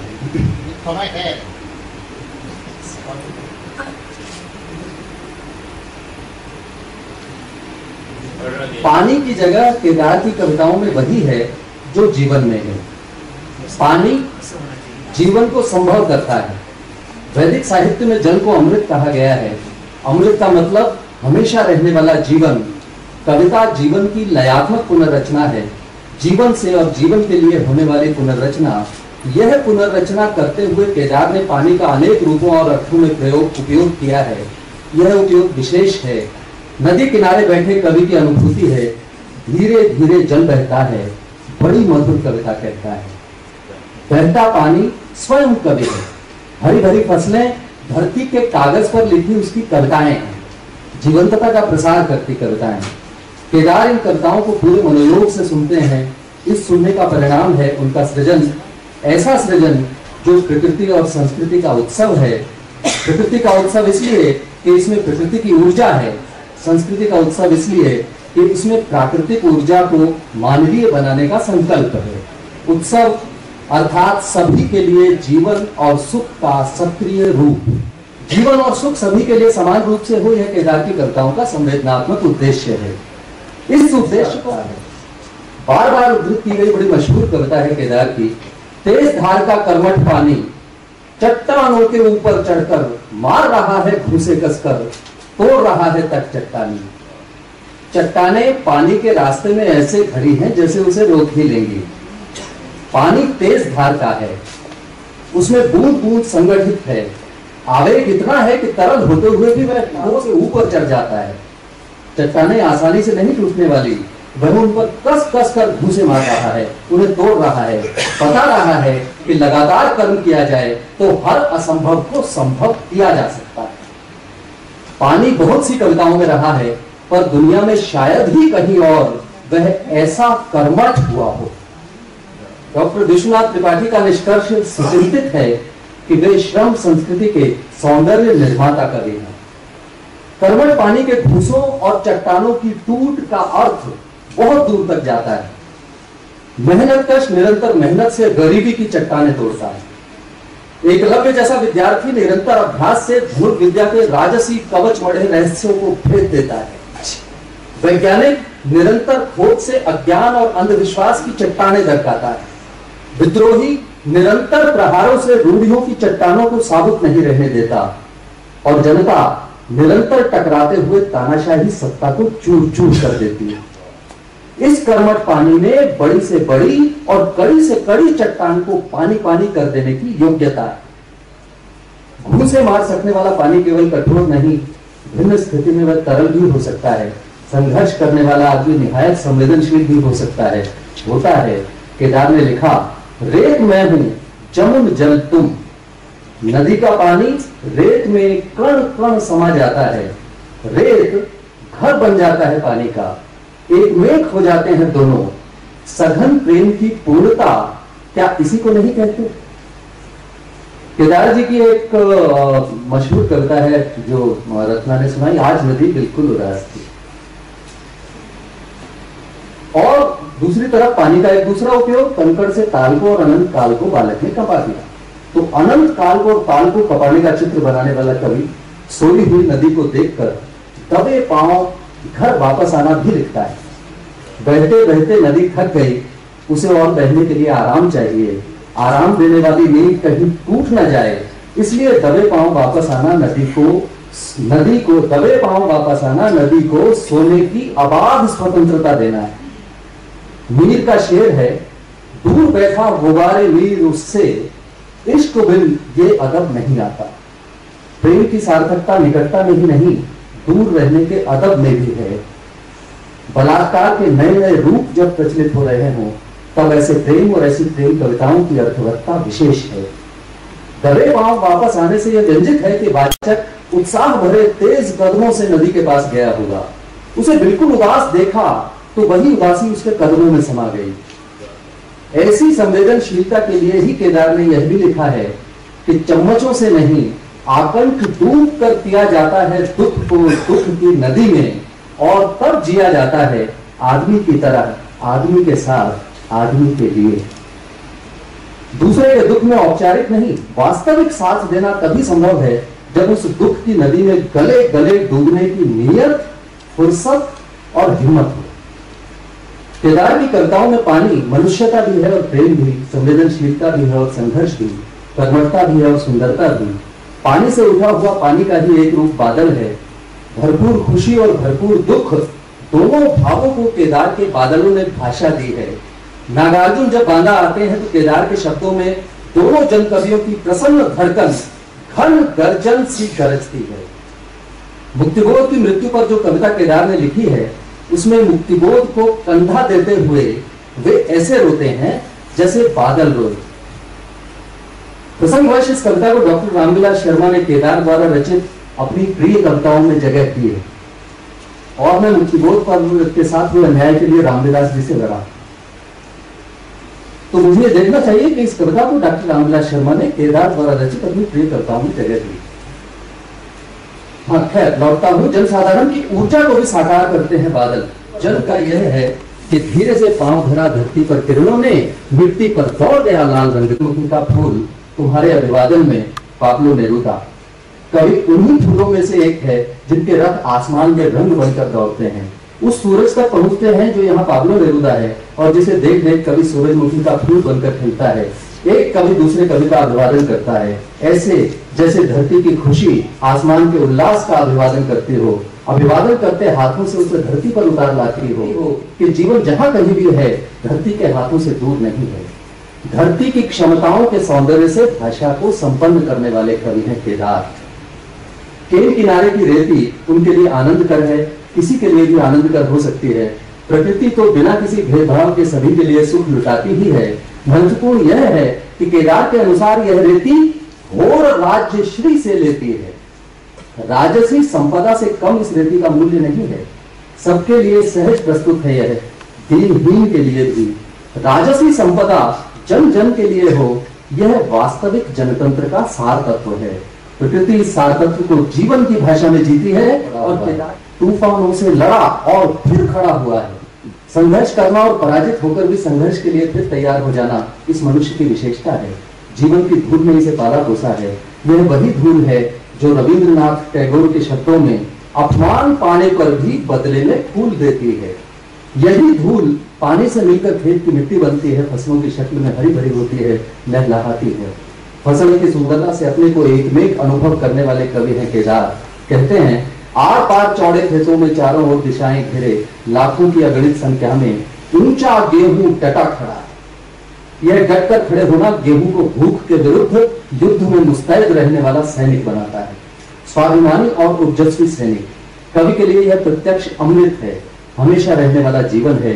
इसी के बल पर वह कहता है, मर जाऊंगा तब भी तुमसे दूर नहीं मैं हो पाऊंगा, मेरे देश तुम्हारी छाती की मिट्टी में हो आऊंगा, गेहूं की मुट्ठी बांधे मैं खेतों खेतों छा जाऊंगा। और फिर उपजेगा उन्नत मस्तक सिंह अयाली नाज। गुरुवर डॉक्टर विश्वनाथ त्रिपाठी ने इन पंक्तियों की अद्भुत व्याख्या की है, समय संयोग हो तो देखें आप लोग। फिर उपजेगा उन्नत मस्तक सिंह अयाली नाज, फिर गरजेगी कष्ट विदारक धरती की आवाज। बालों के साथ गेहूं, अयाल के साथ शेर जैसा है, उसके रूप में धरती कष्ट विदारक होकर गरजती है। वह धरती की आवाज है, धरती का पराक्रमी संगीत है। इसे केदार ने देखा है, सुना है, जिया है, रह रह कर रचा है। धरती की कष्ट विदारक आवाजकार आज बड़े कष्ट में हैं, वे आत्महत्याएं कर रहे हैं। ऐसे विकट समय में इस कविता को पढ़ने पर धरती की कष्ट विदारक आवाज भी विलाप जैसी लगती है। खैर, केदार की आजीविका भले वकालत रही हो, उनके भीतर भारत का किसान हमेशा धड़कता रहा है। इन्हीं धड़कनों को वे कविताओं में बदलते हैं। लिखते हैं, मेरे खेत में हल चलता है, हाड़ कलेजा गड़ जाता है, तड़तड़ धरती तड़काता है, राह बनाता बढ़ जाता है। हल का ऐसा गतिशील सौंदर्य चित्र शायद ही और कहीं मिले। शायद ही कहीं और पेड़ की ऐसी पक्षधरता दिखलाई दे कि आग लेने गया है पेड़ का हाथ आदमी के लिए, टूटी डाल नहीं टूटी। पेड़ की टूटी डाल को देखने भर में केदार यह देख लेते हैं कि पेड़ का हाथ आदमी के लिए आग लेने गया है। यह कवि की आंखों में भरपूर रोशनी और उसकी ताकत का परिचय है। इस सत्य पर दिया गया जोर है कि आदमी के बिना तो पेड़ रह सकते हैं, पर पेड़ों के बिना आदमी नहीं रह सकता। केदार ने कहा भी है, पेड़ नहीं पृथ्वी के वंशज हैं, फूल लिए फल लिए मानव के अग्रज हैं। अग्रज आगे आगे चलते हैं, उनका अनुसरण किया जाता है। आज के मनुष्य को यह महसूस करने की जरूरत संभवतः हर युग से ज्यादा है। आज महानगर फैल रहे हैं, पेड़ कट रहे हैं, पृथ्वी का तापक्रम असंतुलित हो रहा है, बारिश या तो इतनी कम होती है कि सूखा पड़ जाए और या इतनी ज्यादा कि बाढ़ आ जाए, नदियां सूख रही हैं, तरह तरह की गंदगी ढो रही हैं। दिल्ली में यमुना अब एक नदी के नाला बन जाने की कथा जैसी है। प्रदूषण नई नई बीमारियों का आविष्कार कर रहा है, ओजोन की परत में हुआ छेद बढ़ रहा है, पराबैंगनी किरणें तरह तरह के कैंसर फैलाने को आतुर हो रही हैं। चिड़िया दिल्ली में पहले झुंड की झुंड दिखती थी, अब कहीं कहीं कोई इक्का दुक्का दिखाई दे जाए तो गनीमत। सुना है यह मोबाइल टावरों के बढ़ते रेडिएशन का नतीजा है। याद आती है केदार की कविता पंक्तियां, चिड़ी मारने चिड़िया मारी, नन्ही मुन्नी तड़प गई प्यारी बेचारी। हे मेरी तुम, अब भी वह चिड़िया जिंदा है मेरे भीतर, नीड़ बनाया मेरे दिल में, सुबह सुबह कर चूं चूं चूं चूं करती, चिड़ी मार से डरी डरी सी। यह चिड़िया जिंदगी है, विविधता में खतरों के बीच फड़फड़ा रही है। सुविधा भोगियों के द्वारा और सुविधा भोगियों के लिए तकनीक आदि का विकास हो रहा है, खतरे बढ़ रहे हैं, चिड़िया की फड़फड़ाहट बढ़ रही है। कविता इसे जीवित रखने का प्रयास है, संघर्ष है। आज की जरूरत को देखें तो इससे ज्यादा प्रासंगिक कुछ नहीं। आज के जीवन में इसकी सिकुड़ती जगह को देखें तो इससे ज्यादा व्यर्थ कुछ नहीं। यही कारण है कि कविता के दिल में नीड़ बनाने के बावजूद वह चिड़ी मार से डरी डरी सी है। इसका डर कम हो, ये खुलकर सांस ले सके, इसके लिए जरूरी फैसलों को असुविधाजनक होने पर भी जीना होगा, संघर्ष करना होगा। और केदार की कविता इसमें हमारे साथ है, आवाज लगाती हुई, मार हथौड़ा कर कर चोट, लाल हुए काले लोहे को, जैसा चाहे वैसा मोड़, जैसा चाहिए। मुझे बहादुर जी, जी, अनामिका और सभी भाइयों और बहनों, ये मुझे लगता है 10-15 मिनट में कुछ ऐसी बात कहूँ जो केदार को समझने में मदद मिले। पंक्तियाँ तो बहुत कही गई, कुछ मैं भी कहूँगा, लेकिन ये जो कविता की प्रासंगिकता, इसके बारे में केदार ने खुद एक छोटी सी कविता लिखी है। दुख ने मुझको जब जब तोड़ा, मैंने अपने टूटेपन को कविता की ममता से जोड़ा। जहाँ जिला में कविताओं में आया, हम दोनों ने वहाँ प्रात का सूर्य उड़ाया। तो कविता की प्रासंगिकता केदारनाथ अग्रवाल ये समझते हैं कि जब जीवन में दुख आया, जब हम टूटे, तब कविता ने हमें जीने की प्रेरणा दी, लड़ने की प्रेरणा दी। उससे हर तरह की कविता थोड़ी ऐसी प्रेरणा देती है। लेकिन इस प्रसंग में मैं ये कहना चाहता हूँ कि ये प्रासंगिकता पर जब हम बात करते हैं,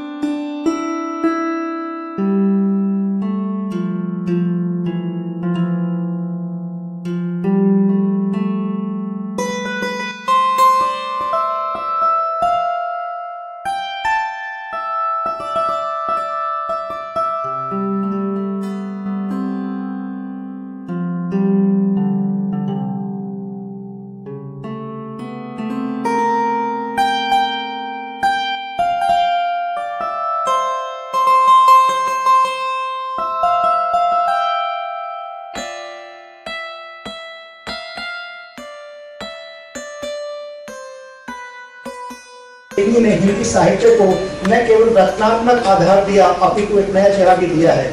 आप सभी विद्वानों के बारे में जितना भी कहा जाए कम है। धन्यवाद डॉक्टर साहब। तो मैं इससे पहले मैं अनुरोध कर रहा हूँ हमारे जो माइक लगाने वाले हैं तो जल्दी से लगा दें। डायरेक्टर जो पटना से आए हैं, डॉक्टर विजय बहादुर सिंह भोपाल से आए हैं, द्वारका प्रसाद चारुमित, भाई बली सिंह, डॉक्टर अजय नावरिया जो पिछली बार भी आपने देखा था हमारे यहाँ के ही विद्यार्थी हैं, किस तरह से उन्होंने आपका मार्गदर्शन किया था।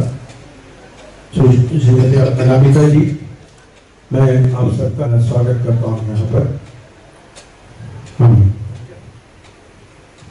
मात्रा में अंदाज लगा लीजिए, स्थानापन्न भाषण जैसा हो सकता है वैसा होगा। अचानक इन्होंने प्रशांत को कहा कि मेरी भूमिका बदल दी गई है, शायद का न्याय हुआ। बाकी सत्रों में एक एक अध्यक्ष था, इसी सत्र में 2 अध्यक्ष थे। उनको लगा होगा कि नामवर जी को संभालने के लिए कम से कम 2 आदमी काफी न्याय हुआ। और नामवर जी जैसा अक्सर होता है एकाधिक स्थानों पर व्यस्त रहते हैं और वो व्यस्त हो, दोनों चीजों से संबद्ध है। लिटरेरी टेस्ट में, साहित्यिक अभिरुचि में परिवर्तन आने से भी प्रासंगिकता बदलती है। या यूँ कहूँ कि प्रासंगिकता की ही व्याख्या पुनर्व्याख्या का एक निरंतर क्रम चलता है। बिल्कुल जरूरी नहीं तो आज प्रासंगिक लगता लग रहा है पहले प्रासंगिक लगता रहा हो, या आगे भी उसी तरह प्रासंगिक लगता रहे और उन्हीं कारणों से लगता रहे। कारण की व्याख्या भी बदल सकती है। सिर्फ होता ये है कि जब आप चाहे शताब्दी के संदर्भ से करें या प्रासंगिकता के संदर्भ से करें, जो बीत गया है वो फिर से उसका पुनरागमन होता है हमारे बीच, जिन लोगों पर हम विचार कर रहे हैं। और तब हमारा अंतर मौका शायद नहीं होगा। कुछ उदाहरण देते हैं। 4 लोग हैं, इनकी छवि क्या। शमशेर के बारे में उक्ति बहुत चलती है, शमशेर कवियों के कवि हैं। ध्यान दीजिए, शमशेर कवियों के कवि। अव्यय के बारे में धारणा बनी हुई है कि इसमें महत्वपूर्ण है कि उन्होंने एक तो उपन्यास नया बोल दिया, दूसरे उससे ज्यादा इसके कारण वो लोगों के आक्षेप के नोक पर भी रहे कि वो प्रयोगवादी थे। छायावाद का समूह उखाड़ने में उन्होंने बहुत महत्वपूर्ण भूमिका निभाई। नागार्जुन और केदार दोनों को रामविलास जी के हवाले से इसलिए महत्व दिया गया ज्यादा कि दोनों ने राजनीति को काव्य का विषय बनाया। मैंने राजनीति काव्य का विषय लायक जैसी चीज शायद नहीं समझी जाती थी। महत्व इसलिए कि पहली बार आधुनिक काल में यह हुआ कि कवियों ने उस तरह की बड़ी मार्मिकता, लेकिन ये पत्नी को लेकर उस उम्र में जाकर के पत्नी को देखकर वो मोर बांध करके जिस स्त्री को देखा था उसका पुनरागमन, उस स्वरूप का पुनरागमन इतनी वृद्धावस्था में, ये वो मुग्ध भाव, उसे याद करना, ये एकमात्र ऐसी कविता जो एकदम बिल्कुल पत्नी को संबोधित करके लिखी गई। वरना जो 1947 है मेरी तुम, उसमें पत्नी कहीं नहीं है। बाकी कविताओं में उस तरह पत्नी नहीं है जिस तरह उसकी व्याख्या की जाती है। इस पर दोबारा से विचार किया जाना चाहिए। इन चीजों से मैं कुछ ऐसी बातों की तरफ विचार कर रही हूँ जो शायद हम लोगों से उन्हीं केदारनाथ अग्रवाल के बाकी संग्रहों के शीर्षकों पर ध्यान दीजिए। फूल नहीं रंग बोलते हैं, गुल मेहंदी, पंख और पतवार, मार प्यार की खापें, हे मेरी तुम, सतरंगे पंखों वाली, वगैरह वगैरह।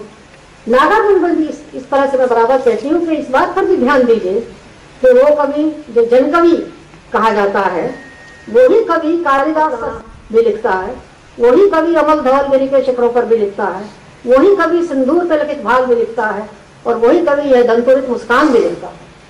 तो इनके एकाधिक पक्ष हैं। ये पहले से निर्णय करके कि एक राजनीतिक कवि है, एक कल्पना का कवि है, एक विशिष्ट कवि है, ये एक जन कवि है, इसका एक जन कवि है तो इसका मतलब वो दूसरे सामंत कवि हैं। मैंने ये जो अनामिका जी और शुरू में ही एक गलती हो गई उससे। अशोक जी से मैंने कह दिया कि मैं 15 मिनट बोलूंगा। अब चलने लगा हूँ तो अशोक जी ने मुझे वाले की याद दिलाई। तो मैं आशा करता हूँ, प्रयास करूंगा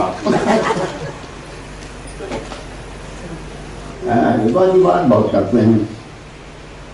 तो मैं चिली गया था तो नेरुदा की प्रेम कविताएं मशहूर हैं, नेरुदा की ग्रेट्स मशहूर हैं, और लोग जो हैं उनकी राजनीतिक कविताओं अपेक्षा उनकी प्रेम कविताएं ज्यादा पसंद करते हैं। तो मैंने टॉम मॉरिस से कहा कि हिंदी हम जानते होंगे, मैं अंग्रेजी जितनी जानता हूँ उससे कम आप हिंदी जानते होंगे।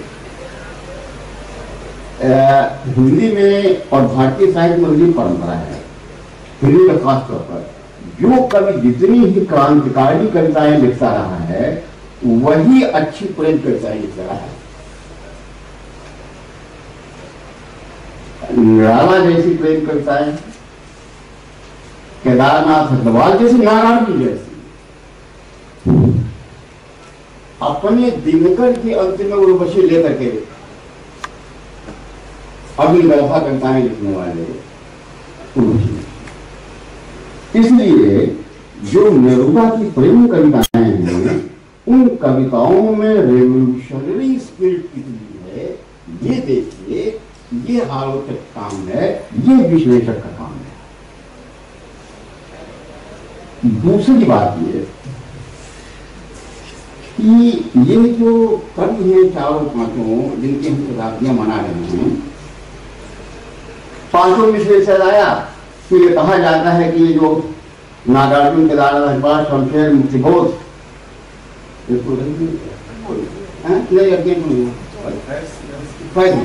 ये चारों बातें जो हैं शमशेर रहते हैं, ये प्रगतिशील कविता के पंच महाभूत।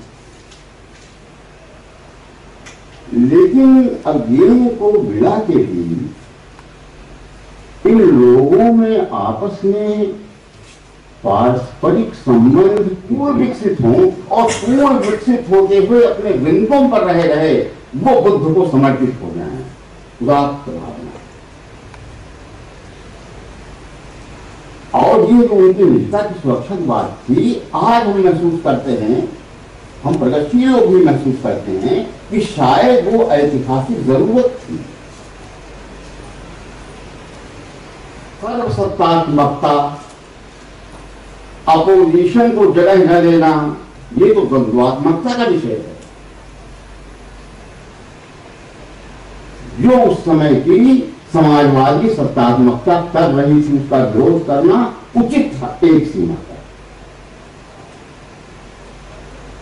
लेकिन ये जो विरोध था, ये जो स्थिति थी, वो भारत में नहीं थी, सर्वसत्तात्मकता थी। ये स्थिति सोवियत यूनियन में रही होगी, चीन में रही होगी। भारत में तो सर्व समाजवाद की थी। भारत में गरीबी, महंगाई, भुखमरी करने की जरूरत थी, जिसका प्रतिशत नागार्जुन, केदारनाथ अग्रवाल कर रहे थे।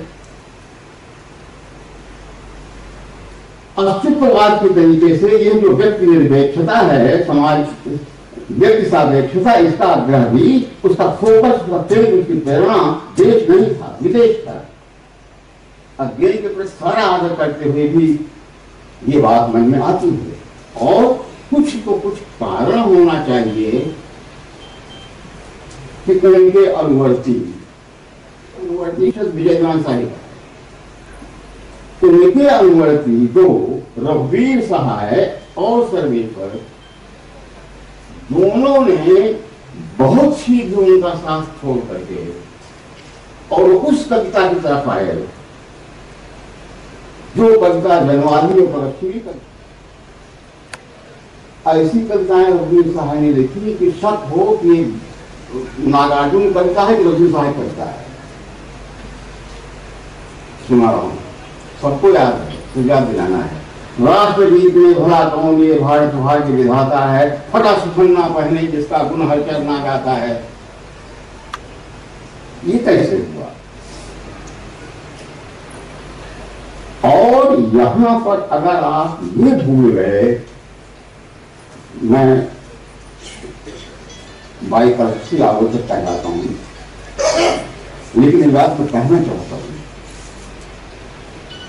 कि अगर आप ये भूल गए, इस पर ध्यान आप दे दिया कि छंद लय की महिमा है जो रघुवीर सहाय और नागार्जुन के साथ रहा है, तो आप कविता का मर्म नहीं पहुंचे।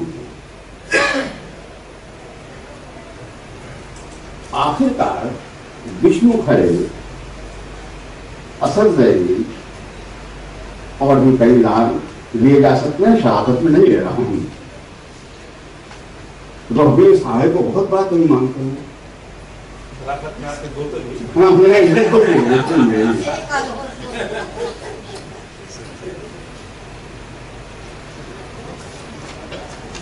रघुवीर सहाय की बड़ी प्रशंसा, कोई नहीं कह सकता रघुवीर तरीके से, ये कोई नहीं विचार करता, अजीब विसंगति, ऐतिहासिक आलोकिक अवज्ञा है कि रघुवीर सहाय ने आजीवन छंद का साथ नहीं छोड़ा। जो भयावह कविता है रामदास की हत्या, वो रोला छंद में है, हिंदी का सबसे लगभग छंद। नागार्जुन को दोहों में, रघुवीर सहाय के ये क्या आधुनिकता नहीं है? तब हमें विचार करना चाहिए, जब हम देशज आधुनिकता की बात करते हैं तो क्या देशज आधुनिकता सिर्फ चिंतन में है, सिर्फ गद्य में है? क्या इस देशज आधुनिकता का कोई प्रवेश कविता में नहीं है? और क्या अगर देशज आधुनिकता आएगी तो रूप छंद रूप के बिना आएगी? आप तो उन लोगों में से हैं, आप लोग जो कहते थे कि वस्तु की विवेचना करो तभी रूप पर विवेचना करनी पड़ेगी, रूप पर विवेचना करो तभी वस्तु की विवेचना करनी पड़ेगी। तो ये रूप पक्ष का वे लोग जो रूपवादी कहलाने का गौरव वहन करते थे, क्यों नहीं लोग छंद लय रूप और वस्तु पर विचार करते? अब एक बात और अपनी सचमुच की आखिरी बात, शमशेर की राजनीति और शमशेर का प्रेम, असल में शमशेर जी एक हमें पूरा विस्तार करना पड़ेगा भाव पर साधना, जो आप लोगों ने किया। शमशेर अप्राप्तियों के प्राप्तियां हैं शमशेर की संज्ञा। जो अभाव है वो विभाव बना है, बनता है। शमशेर ने ये लिखा कि निर्धन की ये शाम न भूलनी। शमशेर नारी देह के निराला है। गुरु निराला जो है वो तो देखिए उन्नत रोज कपोत ग्रीवा निगम मंथर भार, धैर्य छूट जाता है ऋषिमुनियों का, देवों भोगियों की वो बात ही निराली है, वो नहीं। लेकिन नारी देह की वास्तु जैसी शमशेर में है, वैसी निराला के बाद और किसी का ही नहीं, वो भी अप्राप्ति है, जिसकी प्राप्ति वो अपनी कविता में करते हैं। अर्थ की अप्राप्ति और हमारी गांव की बोली में पेट शब्द दोनों किया जाता है उसके करने। और ये राजनीति और साहित्य का मेल अगर देखना हो शमशेर में, तो आप उनकी अमन का राग करें,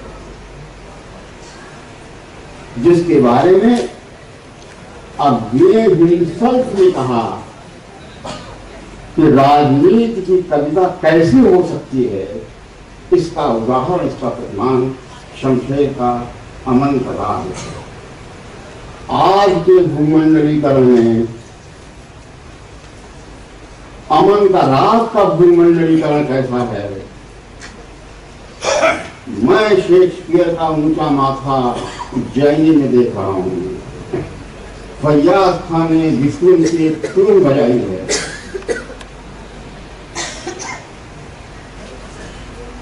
वो राज्य का नहीं बने तो कम से कम एक साहित्यिक संग्रहालय हो, जहाँ पर लोगों की पांडित्य या लोगों की व्यवहार और दृष्टि हो। हमारा समाज जो है साहित्यकारों को वो सम्मान उस तरह से नहीं दे रहा है, राजनीतिज्ञों को दे देता है, पर साहित्यकारों के प्रति उस तरह का सम्मान कहीं नहीं है। कहीं प्रयत्न किए जाते हैं, स्मारक बनाई जाती है, पर उसका रख रखाव नहीं होता है और वो खंडर हो जाते हैं।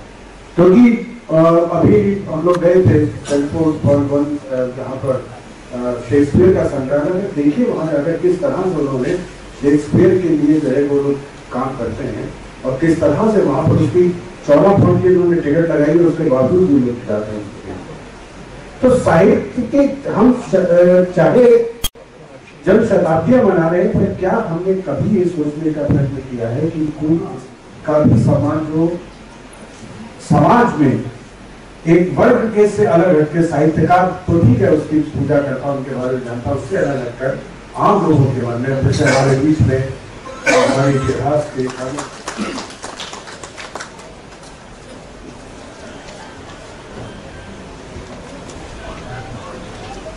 मित्रों, अंत में आने के दो अर्थ होते। एक तो यह अर्थ होता है कि कुछ बातें आप कहना चाहते थे वो किसी और ने कह दी, और दूसरा ये होता है कि श्रोताओं का धीरे धीरे कम होता जाता है। तो मैं दोनों बातों का ख्याल रखते थे और कुछ टेढ़ा सा उत्तर लेते थे। उन्होंने जो उत्तर दिया वो भी हाल में मुझे प्रति मिल गई उसकी, किसी के पास आगे जी के संग्रह में निकल आई है। उन्होंने मुझे उत्तर भेजा था, वो ये था कि मध्य प्रदेश के लिए तो मैं अप्रासंगिक हूँ, कुछ प्रसंग आयोजित होते हैं और कुछ को महत्व के साथ याद किया जाता है। असल में हमने एक श्रृंखला शुरू की थी प्रसंगों, विचारों का भी इनमें कुछ समानताएं होंगी लेकिन अलग अलग हैं, और चारों मिलकर हमारी आधुनिकता को रूप देते हैं। दूसरी बात यह है कि इन्होंने इनसे एक तरह से छायावादियों तक किसी हद तक समकालीन संसार से सीधे मुद्दाएं का बाद में निराला में है, और बाकी छायावादी जो थे वो सीधे मुठभेड़ नहीं करते। आपको याद ही होगा कि छायावादियों में से सिर्फ 3 ऐसे थे जिन्होंने स्वतंत्रता संग्राम में सीधे कोई हिस्सा नहीं लिया। सिर्फ महादेवी थी जिनका संबंध स्वतंत्रता संग्राम से सीधा था, लेकिन बाकी जो 3 थे उन्होंने स्वतंत्रता का एक कल्पना लोग गढ़ा की अलग बात है, लेकिन कोई सीधे नागरिक शिरकत उनकी नहीं थी। जबकि ये जो कवि हैं इसका जिक्र अज्ञेय चाहे अज्ञेय हो, शमशेर जी ने भी कम्यून में रहे थे, नया साहित्य निकाला था, नागार्जुन की सार्वजनिकता विख्यात है, केदारनाथ अग्रवाल भले एक जगह रहे लेकिन उन आंदोलनों से उनका भी संबंध रहा। तो एक जिसको सीधे अपने समय के सार्वजनिक आंदोलनों में हिस्सा लेना, उनके बारे में रुख रखना और उनके माध्यम से समकालीन संसार का सामना करना, ये शुरुआत जिस आधुनिकता ने की थी उस आधुनिकता में ये 4 आवाजें थी।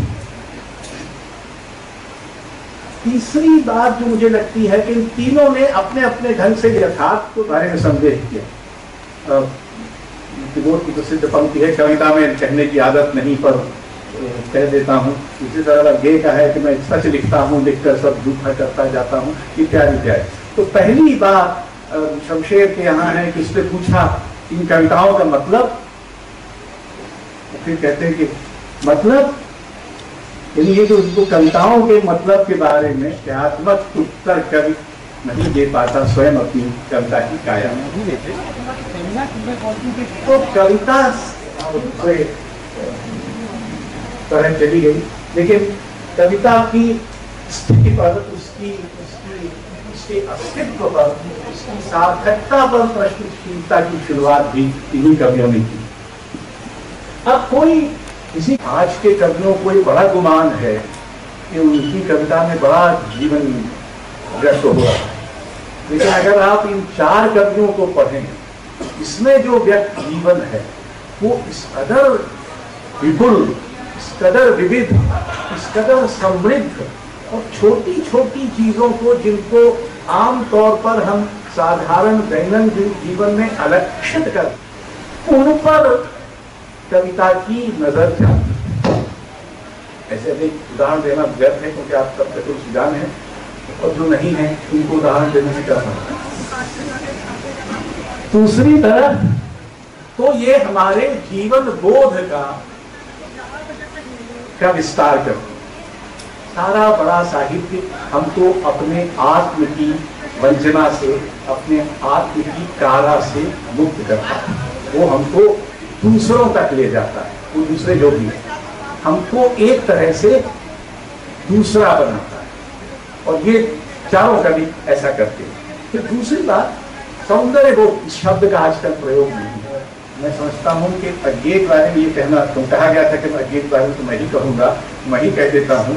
मेरे हिसाब से अज्ञे हिंदी के अंतिम बड़े प्रकृति कवि, उनके बाद की कविता जो है उसमें प्रकृति प्रेम, प्रकृति के सौंदर्य की ऐसी छटा नहीं हो पाई जो कि उनके हैं।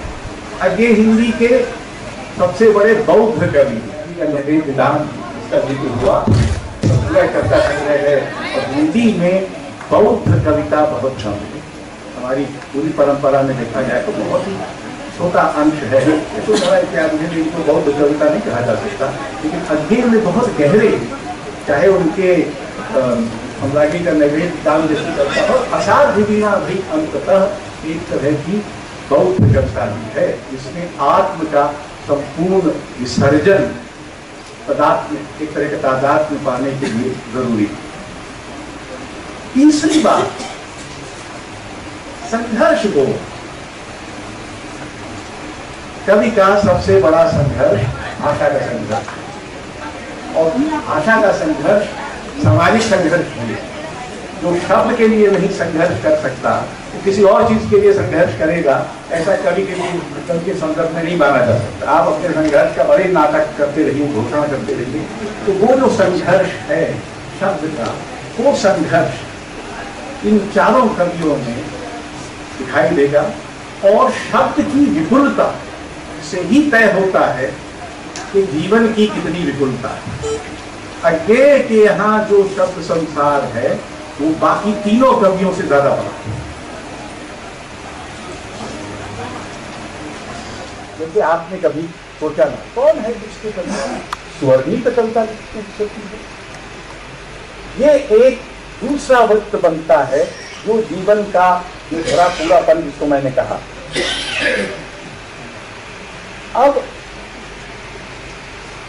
इनका जो, अगर कविता के लिए माने कहा गया था कि कविता जीवन की आलोचना है, कविता तो कविता की भी आलोचना कही जाती है। उम्मीद का स्थापत्य बनाता है, दृष्टि से नहीं, भाषा से, कविता की काया से, उद्घोषणा करके नहीं, उसको कविता में चरितार्थ। मैं समझता हूँ ये चारों कवि ऐसे हैं जो हमारे लिए उम्मीद का एक स्थापत्य चरितार्थ करते हैं अपनी कविता की काया।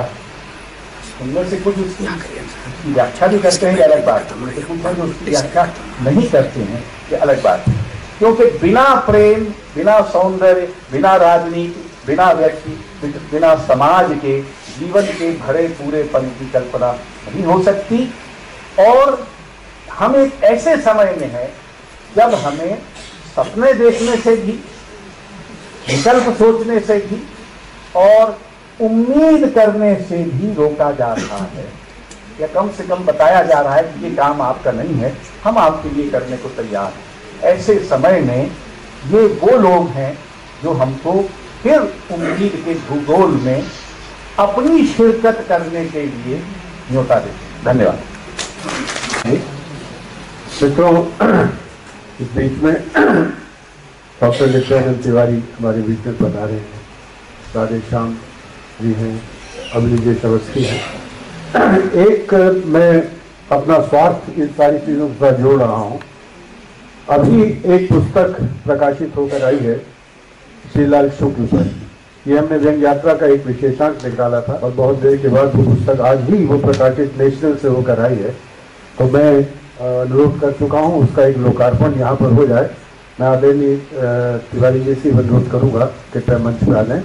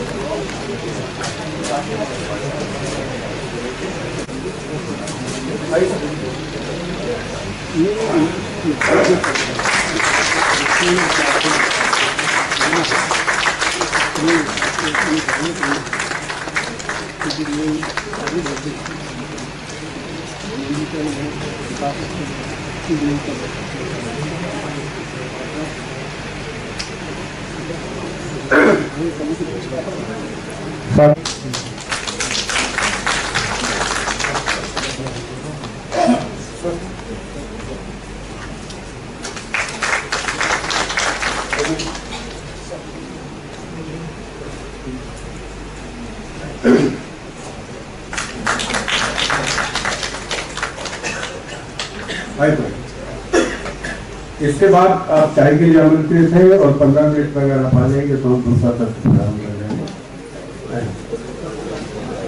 ये साथियों ने कह दिया है, अब आप सबका धन्यवाद। समय हो गया है।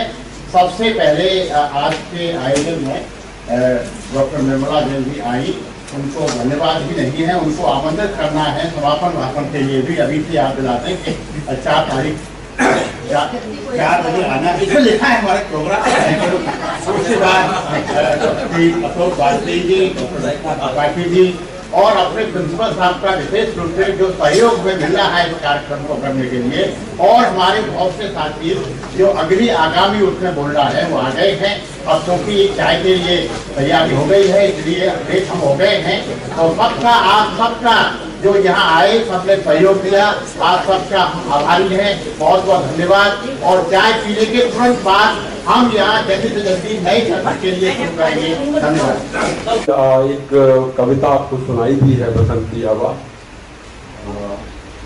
दरअसल सोचने की हेलो हाँ, सोचने की बात यह है कि केदारनाथ अग्रवाल में बहुत सारी कविताएं, अगर एक बार की आप जो है चाहे उनका प्रतिनिधित्व, कई जगह तो प्रेम को देखते हुए वो इतना उत्तम श्रृंगार नजर आता है और देखते हुए लगता है कि जैसे कुछ रीतिकाल की कविता हो, इस तरह का बोध भी कई बार होता है।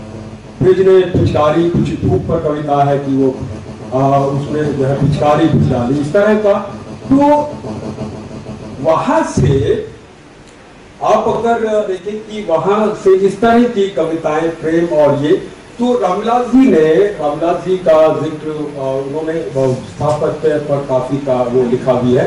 उनकी आस्था और सौंदर्य जो किताब है उसमें उन्होंने कहा है कि 2 विषय तो देखिए प्राणी मात्र के कुछ विषय होते हैं।